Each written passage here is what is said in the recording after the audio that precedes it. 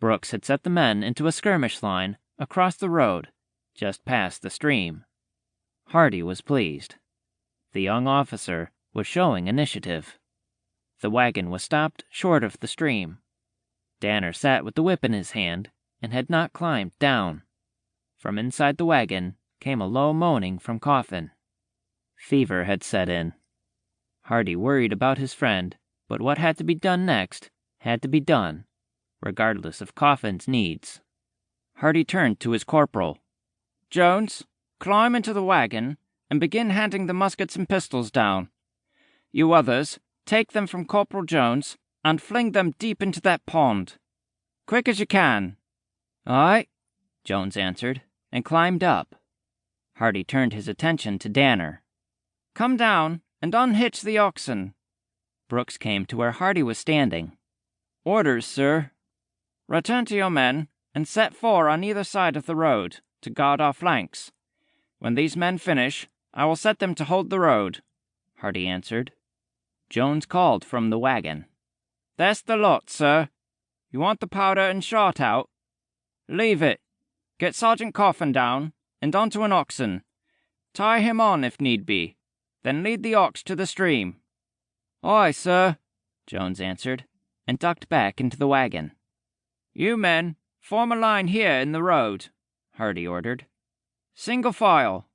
Man to the right fires first. Mark your target." There was a cry of pain from Coffin as he was lifted from the wagon. Hardy paid it no mind. His attention was focused on the road. "Sergeant Coffin is away," Jones called. "Is there slow match?" Hardy asked. "Aye, sir," Jones answered. "Bust open one of the powder kegs and lay a goodly length of slow match out of the back of the wagon." "You want to blow it up?" Jones asked. Hardy answered, "Aye." He turned at the crack of a musket. "Missed him," Hargett said. "What did you see?" Hardy asked. "Indians, sir, like the ones back in the town," Hargett answered. "Fall back towards the river," Hardy ordered, and called to Mr. Brooks. "Mr. Brooks, fall back towards the river." The men rose from their kneeling positions and rushed past Hardy. Jones jumped down from the wagon. "Slow match ready, sir." "Aye," Hardy answered, and drew a pistol. He took the slow match in one hand and held it over the pistol's pan. He pulled the trigger, and the pistol fired, sparking the slow match. "Run!" he yelled to Jones. Hardy reached the front of the wagon and heard the man before he saw him. The man leapt from the brush, holding a pistol. Before Hardy could pull his pistol, a shot rang out. The man's chest spouted blood.